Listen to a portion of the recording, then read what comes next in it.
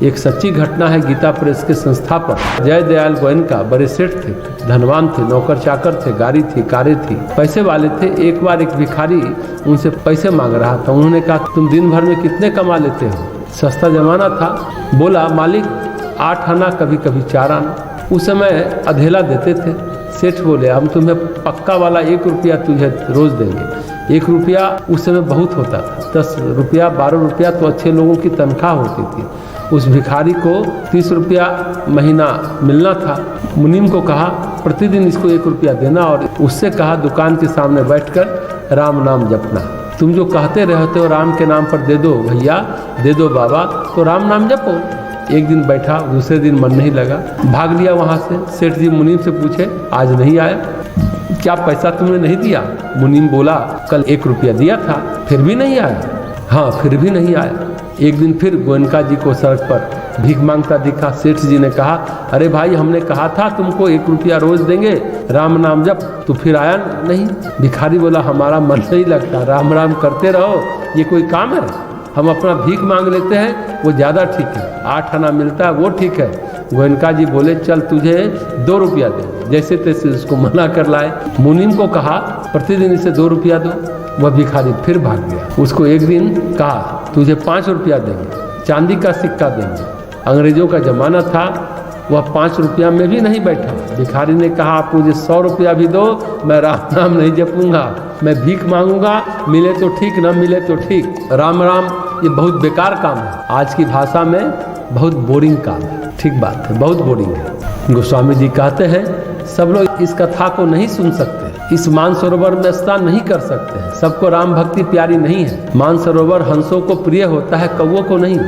राम कथा में वो सब है जो भक्त को चाहिए। राम कथा में वो कुछ नहीं है जो एक विषयी को चाहिए, एक सांसारिक को चाहिए। सांसारिक वृत्ति जिससे विषय वासना पोषित होती है वो इसमें नहीं है, इसमें भावनाएं पोषित होती है।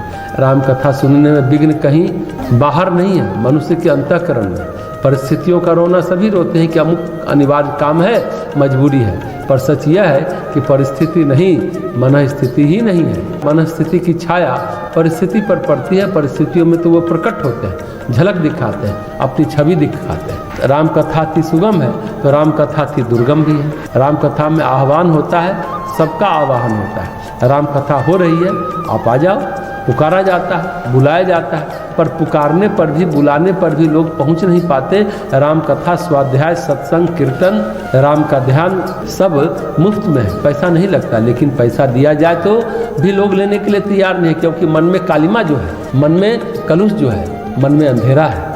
जिन्होंने मन का अंधेरा मिटा लिया है, भक्ति अंकुरित है, वही इस कथा में आ पाते हैं। तुलसीदास जी कहते हैं एक घड़ी आधी घड़ी आधी ते पुनियाद, तुलसी संगत साधु की हरे कोटि अपराध। एक घड़ी मिल जाए, आधी घड़ी मिल जाए, चौथाई घड़ी मिल जाए, साधु संगत मिल जाए, कथा मिल जाए, सत्संग मिल जाए, तो करोड़ों करोड़ों जन्म के अपराध क्षीण हो जाते हैं। बड़ी मुश्किल से ये अवसर आता है। धन मिलना सहज है, मान मिलना सहज है, पद मिलना सहज है, सत्संग का मिलना सहज नहीं है, उसे मन लगना सहज नहीं है। शास्त्र कहते हैं 13 जन्म का पुण्य होता है तब मनुष्य राम कथा का अनुरागी होता है। ये अनुराग सहज नहीं है, आसान नहीं है। इसलिए तुलसीदास जी कहते हैं ये सरोवर तो सबको सुलभ है, स्नान सभी कर सकते हैं, इस पावन नदी में स्नान तो सभी कर सकते हैं, फिर भी कुछ लोग बुलाने पर भी नहीं आते।